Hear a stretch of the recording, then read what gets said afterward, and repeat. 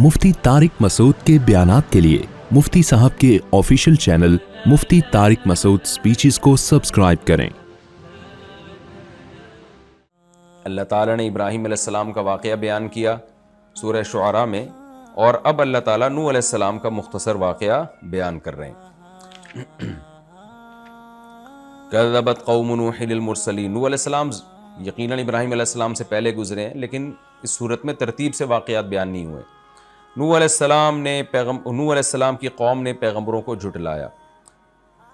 अब देखें, उन्होंने झुटलाया तो सिर्फ नूह अलैहिस्सलाम को था जो एक पैगम्बर है, लेकिन कुरान में और भी जगहों पर ऐसा है कि एक पैगम्बर का इनकार किया होता है, लेकिन अल्लाह ताला जो उसकी ताबीर करते हैं वो यूं कि तमाम पैगम्बरों को झुटलाया। वजह उसकी है कि एक पैगम्बर को झुटलाना तमाम पैगम्बरों ही को झुटलाना है। आपने सिलसिला नबूवत ही का इनकार कर दिया, और पैगम्बरों की बेसिक तालीमात सबकी एक जैसी होती हैं। एक को गलत कर रहे हैं तो कह रहे हैं तो इसका मतलब बाकियों को भी तो आप इसी बेस पे गलत कह रहे हैं। तो इसलिए कुरान जो है ये मुरसलून का लफ्ज़ इस्तेमाल करता है ऐसे मौके पे। इज़ क़ाल लहुम अख़ूहुम नूहुन, जब उनसे नूह अलैहिस्सलाम जो उनके भाई थे, भाई से मुराद कौमी भाई, उन्हीं के कबीले के, उन्हीं की ज़बान के, उन्हीं के इलाक़े के, इस लिहाज से भाई, जब उन्होंने कहा अला तत्तक़ून, तुम डरते क्यों नहीं हो, इन्नी लकुम रसूलुन अमीन, मैं तुम्हारे लिए एक पैगम्बर हूँ अमानतदार, अल्लाह का पैगाम ठीक ठीक तुमको पहुँचा रहा हूँ, तुम्हारी खैर ख्वाही में मैं ख़यानत नहीं कर रहा, अल्लाह के पैगाम को तुम तक पहुँचाने में मैं ख़यानत नहीं कर रहा, तो तुम्हें डरना चाहिए। ज़ाहिर है नूह कुरान ने तो यहाँ मुख्तसर बयान किया, 950 साल नूह अलैहिस्सलाम ये समझाते रहे, तो उसका खुलासा कुरान बयान कर रहा है कि इसके बाद भी तुम अल्लाह से के अज़ाब से नहीं डरते। फत्तकुल्लाह, पस अल्लाह के अज़ाब से तुम डरो। अल्लाह से डरो का मतलब अल्लाह के अज़ाब से डरो। व अतीऊन, और मेरी इताअत करो तुम। वमा असलुकुम अलैहि मिन अजरिन, एक सवाल पैदा होता है, भाई आप लेबल तो अल्लाह का लगा रहे हैं, लेकिन हो सकता है इसमें आपका अपना ज़ाती मफाद हो, आप कौम के लीडर बनना चाहते हो, आप चाहते हो कि सब लोग मुझे मानेंगे तो कल हुकूमत मेरे पास आएगी। तो इसलिए नूह अलैहिस्सलाम ने इस इश्काल का जवाब दिया, वमा असलुकुम अलैहि मिन अजरिन, मैं तुमसे कोई अजर का मुतालबा तो नहीं कर रहा, इसमें मुझे क्या मिल रहा है। इन अजरिया इल्ला अला रब्बिल आलमीन, जिस रब्बुल आलमीन ने मुझे पैगम्बर बना के भेजा है, मुझे अजर देना उसी के ज़िम्मे है, तुमसे तो कुछ भी नहीं मांग रहा मैं। फत्तकुल्लाह, लिहाजा जो मैं तुम्हें कह रहा हूँ अल्लाह से डरो, इसको दोबारा तकरार किया नूह अलैहिस्सलाम ने, अल्लाह से डरो और मेरी इताअत करो। कौम जवाब में कहती है अनुमिनु लका, हम तुझ पर ईमान लेकर आए, वत्तबअकल अर्ज़लून, और जो अर्ज़ल लोग हैं कौम के, रुस्वा और माज़अल्लाह कमतर तरीन लोग हैं, वो तो आपकी इत्तिबा कर रहे हैं, तो इससे तो हमारी भी बेइज्जती होगी। जब हम इन लोगों के पास आके बैठेंगे, आपकी मजलिस में इन लोगों के साथ बैठेंगे, तो कोई बड़े लोग, ख़ानदानी लोग आपकी जो है को फॉलो करते, तो हम बैठ जाते आपके पास। ये तो आपके इर्द गिर्द सारे कौम के वो लोग जिनको हम लिफ्ट नहीं कराते, अपनी महफिलों में नहीं आने देते, कमतर लोग, यानी पेशे के लिहाज से कमतर थे ना वो। कोई चौकीदार होगा, कोई जमादार होगा महल्ले का, कोई बेचारा ठेला लगाता होगा उस वक्त में, कोई गरीब होगा, कोई उस ज़माने के लिहाज से जो भी पस्त दर्जे की मुलाजमत थी, तो वो उस तरह के लोगों को वो उन्होंने ज़लील कहा कि हम इन लोगों के साथ कैसे बैठ सकते हैं आपके पास। तो नूह अलैहिस्सलाम ने जवाब में फरमाया क़ाल वमा इल्मी बिमा कानू यामलून, मुझे क्या इल्म कि ये क्या कुछ कर रहे हैं, यानी इनके पेशे से मुझे क्या लेना देना कि कौन टमाटर बेच रहा है, कौन जो है वो मोची बना हुआ है, कौन चौकीदारी करता है, कौन घर में किसी के मुलाजमत के तौर पर घर में झाड़ू लगा रहा है, मुझे इन चीज़ों से क्या लेना देना। इन हिसाबुहुम इल्ला अला रब्बी, इनका हिसाब तो रब के ज़िम्मे है। लौ तशऊरून, अगर तुम्हें शऊर हासिल हो, यानी ये दूसरी, पहला जुमला तो नूह अलैहिस्सलाम ने इस पे कहा कि वो पेशे पर को आर के तौर पर दिलाते थे ना, कि ये इस तरह के लोग आपके पास आए हुए, हम तो बड़े बड़े बिजनेसमैन हैं, हम तो कोई हुकूमती लोग हैं, या जो भी आजकल फ़ख्र की चीज़ें उस ज़माने में भी थी। दूसरा एतराज़ ये था कि इनको तो कहीं इज़्ज़त मिल नहीं रही है, तो ये आपके पास आ जाते हैं, यहाँ थोड़ी सी इनको मोहब्बत मिल जाती है, तो ये जो आप पर ईमान लेकर आए हैं ये इखलास नहीं है, बल्कि ये सिर्फ यहाँ थोड़ी सी इनको वैल्यू मिल रही है, इज़्ज़त मिल रही है, इस बेस पे ईमान लेकर आ रहे हैं। इसकी मिसाल ऐसे है जैसे हिंदुओं में जो पस्त तरीन कौमें होती है ना, तो बसा औक़ात उस कौम का कोई शख्स इस्लाम कबूल कर लेता है, तो हिंदुओं में जो कौमें ऊंची समझी जाती हैं वो उनको ताना देते हैं कि असल में हमारे मज़हब में तो तुम्हें इज़्ज़त मिल नहीं रही थी, और इस्लाम में ज़ात पात का फ़र्क है नहीं, तो इस्लाम इनको प्रोटोकॉल दे रहा है, तो प्रोटोकॉल के चक्कर में ये मुसलमान हो जाते हैं। तो ये इल्ज़ाम आज भी हिंदुओं में उन कौमों पे लगता है जो पस दर्जे की कौमें हैं, اور ان کو ہندو مذہب میں مذہبی طور پر ذلیل اور کمتر سمجھا جاتا ہے. یعنی وہ چاہے کتنے پڑھ لکھ بھی جائے نا تو ان کو کمتر ہی سمجھا جائے گا, کیونکہ ہندوؤں میں ایک ذات پات کا ایک نظام ہے, مذہب کا حصہ ہے ان کے. تو جب وہ اسلام قبول کرتے ہیں تو وہ نماز میں صف اول میں بیٹھ سکتے ہیں, وہ اگر علم حاصل کر کے عالم بن جائیں تو مسجدوں میں امامت مل جاتی ہے ان کو, وہ شرعی عدالت کے جج بن سکتے ہیں, وہ سب کچھ بن سکتے ہیں. اسلام میں تو ان چیزوں میں فرق نہیں رکھا. تو لیکن میں نے دیکھا ہے, یہ سنی ہے یہ خبریں, کہ بڑے جو ہندو لوگ ہیں نا وہ پھر تانے دیتے ہیں کہ تم اس چکر میں مسلمان ہوئے. تو یہاں بھی ایسا ہی تھا کہ نوح علیہ السلام سے ان کی قوم نے کہا کہ اصل میں یہ کمتر لوگ ہیں, ان کو کوئی عزت نہیں دے رہا, تو آپ ان کو بٹھا لیتے ہیں اور یہ آپ کے ان کو پروٹوکول دیتے ہیں, عزت دیتے ہیں, محبت دیتے ہیں, تو یہ اس چکر میں مسلمان ہو رہے ہیں. تو اس لیے نوح علیہ السلام نے اگلی آیت میں اس کا جواب دیا. پہلی آیت میں تو اس کا جواب دیا کہ مجھے کیا علم کہ یہ کیا کر رہے ہیں, یعنی میرا اس سے کیا لینا دینا, یہ جو بھی کریں یہ پیشے کے بارے میں تو مجھ سے تھوڑی پوچھا جائے گا کیا پیشہ ہے, میری تو ذمہ داری ہے کہ میں حلال حرام کا فرق بتاؤں. اور دوسرا, ان حسابہم الا علی ربی, ان کا حساب بھی میرے رب پر ہے, وہ فیصلہ کر لے گا کہ یہ کیوں میرے ارد گرد اکٹھے ہو رہے ہیں, کیا دنیا کی لالچ میں ہو رہے ہیں یا آخرت کی لالچ میں ہو رہے ہیں. میں ظاہر کا مکلف ہوں. جیسے کوئی ہندو میں پست قوم کا آدمی مسلمان ہونے کے لیے کسی عالم کے پاس آئے تو عالم کو یہ اجازت نہیں ہے کہ اس کو تانا دے کہ جی آپ تو عزت حاصل کرنے کے لیے آ رہے ہو. بھائی ہو سکتا ہے اخلاص سے آ رہا ہو, ہمیں کیا پتا. تو یہ تو دلوں کے حالات تو اللہ ہی جانتے ہیں. بالکل وہی بات ہے جیسے صحیح حدیث میں ہے کہ ایک صحابی نے ایک شخص کو میدان جنگ میں قتل کیا, حالانکہ وہ کلمہ پڑھ چکا تھا. تو نبی صلی اللہ علیہ وسلم نے جب پوچھا کہ بھئی انہوں نے تو کلمہ پڑھ لیا تھا تو تم نے کیوں قتل کیا, انہوں نے فرمایا کہ یا رسول اللہ یہ تو موت کے ڈر سے پڑا ہے. تو آپ اتنے غضبناک ہوئے, فرمایا ہلا شققت قلبہ, تم نے ان کے دل کو چیر کے کیوں نہیں دیکھا, یعنی دل تک کون پہنچ سکتا ہے, ہم تو ظاہر کے مکلف ہیں, اندر کس کے کیا ہے یہ ہمیں کیا پتا.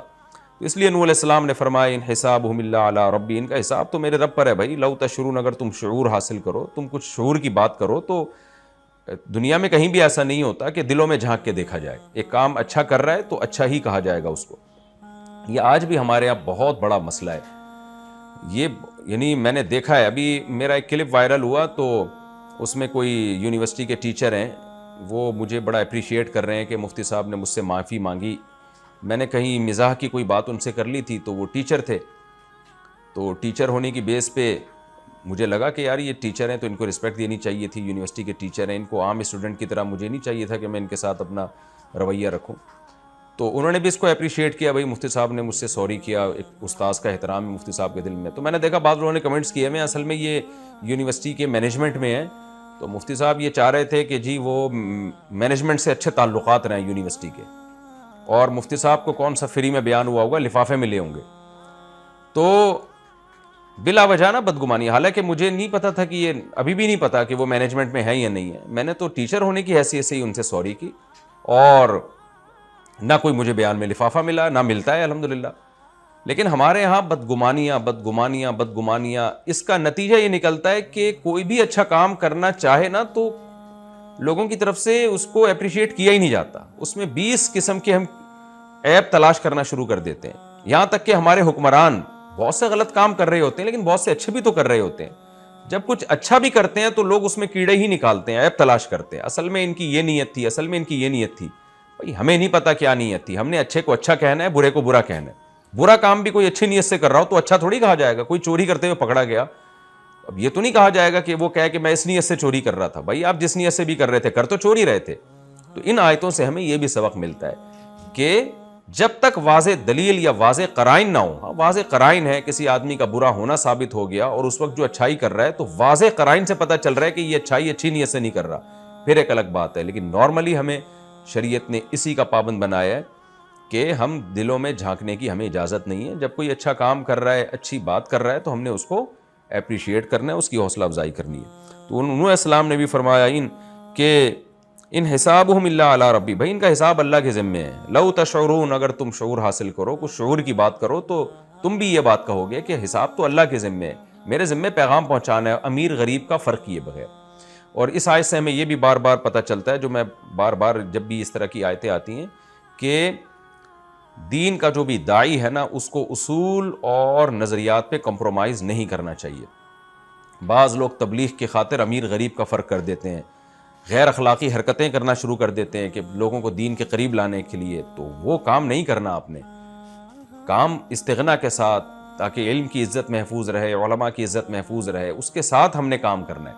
جیسے کہ نوح علیہ السلام چاہتے تو غریبوں کو بھگا دیتے وہاں سے کہ بھئی تم چلے جاؤ، تمہاری وجہ سے میں امیروں کو دعوت نہیں دے پا رہا ہوں، تو غریب تو چلے جاتے، شاید 2-4 امیر مسلمان بھی ہو جاتے، لیکن اللہ کا غضب ہوتا کہ آپ جو ہدایت کا طلبگار ہے اس کی فکر پہلے کرنی ہے۔ یعنی ایک امیر ہے، ایک غریب ہے، غریب چاہتا ہے آپ اس کو ہدایت ملے، وہ آپ سے سیکھنے کے لیے آ رہا ہے، آپ صرف اس بیس پہ اس کو نہیں سکھا رہے کہ میں امیروں کو سکھاؤں گا، یہ غلط ہے۔ باقی اس آیت سے یہ قطعاً پتہ نہیں چلتا کہ امیروں پہ الگ سے محنت نہیں کرنی چاہیے۔ امیروں پہ یا قوم کا جو ایلیٹ طبقہ ہے، جس کا اثر زیادہ ہوتا ہے عوام پر، تو ان پہ پیغمبروں نے الگ سے محنت کی ہے۔ جیسے نبی صلی اللہ علیہ وسلم قوم کے سرداروں کو الگ سے دعوت دیا کرتے تھے، موسیٰ علیہ السلام کو اللہ نے ڈائریکٹ فرعون کے پاس بھیجا کہ ایک انسان صحیح ہوگا تو ماتے سارے صحیح ہو جائیں گے۔ تو اس میں کوئی خرابی نہیں ہے۔ خرابی جب ہے کہ جب ایک غریب آنا چاہ رہا ہو، آپ اس کو غریب ہونے کی بیس پہ مسترد کر دیں کہ جی اس کی وجہ سے وہ نہیں آئے گا، یہ غلط ہے۔ اس کی وجہ سے اگر وہ نہیں آتا تو 100 دفعہ نہ آئے۔ تو اسلام جو ہے لا اکراہ فی الدین، دین میں زبردستی نہیں ہے، سیدھا راستہ اور گمراہی کا راستہ کھلا ہوا ہے۔ کسی کی وجہ سے کسی کو گمراہ کر دیا جائے، اس کو علم نہ دیا جائے، یہ جائز نہیں ہے۔ آگے نوح علیہ السلام نے صاف کہہ دیا وما انا بطارد المومنین، میں ان مومنوں کو دھتکار نہیں سکتا کہ تمہارے ایمان کی لالچ میں ان غریب لوگوں کو دھکا دے دوں، ان کو نکال دوں اپنے دربار سے، یہ نہیں ہو سکتا۔ ان انا الا نذیر مبین، میں تو اللہ کی طرف سے ڈرانے والا ہوں، تمہیں بھی ڈراؤں گا، ان کو بھی ڈراؤں گا۔ دوسرے مقام پہ تو نوح علیہ السلام کا بہت سخت جملہ ہے کہ اے میری قوم، اگر میں ان کو اپنے دربار سے نکال دوں تو من ینصرونی من اللہ، تو مجھے اللہ کے عذاب سے کون بچائے گا؟ یعنی اللہ کہے گا تو نے میری مخلوق میں فرق کیوں کیا؟ دیکھیں یہ ہے پاکیزہ دعوت جو اخلاص پر مبنی ہوتی ہے۔ آج بہت ساری تنظیمیں، تحریکیں ایسی ہیں جن کے مخلص نہ ہونے کی ایک بہت بڑی دلیل یہ ہے کہ وہ غریبوں کو لفٹ ہی نہیں کراتے۔ کوئی امیر آ جائے تو بس دیکھیں آپ، ان کے ایسے شخصیتیں بھی ہیں، کوئی غریب آ جائے تو غریبوں کے لیے ملاقات ہی نہیں ہے، لفٹ ہی نہیں کرائی جاتی ان کو، اور امیر آ جائے تو یا کوئی بڑا آ جائے، سیٹھ آ جائے تو پھر اس کے آگے پیچھے پھر رہے ہوتے ہیں۔ تو ایسے جو بھی دین کی دعوت کا کام کر رہے ہیں، چاہے وہ اہل علم ہو، چاہے وہ کوئی تنظیمیں ہوں، ان کو اپنا محاسبہ کرنا چاہیے کہ ہدایت تو سب کے لیے، بھائی کوئی بھی شخص دین پر آ گیا تو آپ کی بیڑا پار کرنے کا ذریعہ بن جائے گا، اس میں غریبوں کو بالکل نظر انداز کر دینا، ان پہ محنت ہی نہ کرنا، تو یہ اسلام کا مزاج نہیں ہے۔ قالوا لئن لم تنتہ یا نوح، جب نوح علیہ السلام نے صاف کہہ دیا میں ان فقراء اور مسکینوں کو اپنی مجلس سے نہیں نکال سکتا، تو قوم جواب میں کہتی ہے اے نوح اگر تو اپنی دعوت سے باز نہ آیا لتکونن من المرجومین، تو مرجومین میں سے ہو جائے گا، یعنی تجھے مار دیں گے، ہم ہلاک کر دیں گے۔ قال ربی ان قومی کذبون، نوح علیہ السلام نے کہا اے رب میری قوم نے میرا انکار کر دیا ہے، فافتح بینی و بینہم فتحا، تو میرے اور ان کے درمیان ایک فیصلہ کر دے، یعنی عملی فیصلہ۔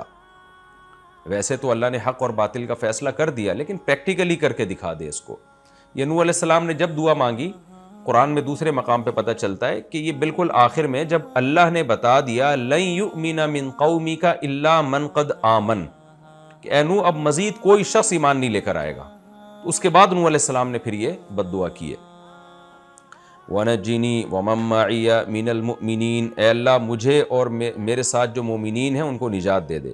اللہ کہتے ہیں فَأَنجَيْنَاهُ، ہم نے نوح کو بھی نجات دی، وَمَن مَّعَهُ، اور جو لوگ نوح کے ساتھ تھے، فِي الْفُلْكِ الْمَشْحُونِ، بھری ہوئی کشتی میں، سب کو ہم نے نجات دے دی۔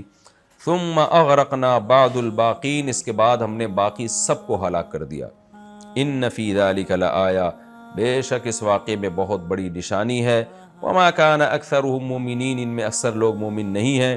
وان ربک لہو العزیز الرحیم، اور اللہ ہر رکوع کی ہر واقعہ سنا کے آخر میں یہ آیت دہراتے ہیں کہ بے شک تیرا رب زبردست غالب ہے، دیکھو جو چاہتا ہے کرتا ہے، اتنی بڑی قوم کو ہلاک کر دیا۔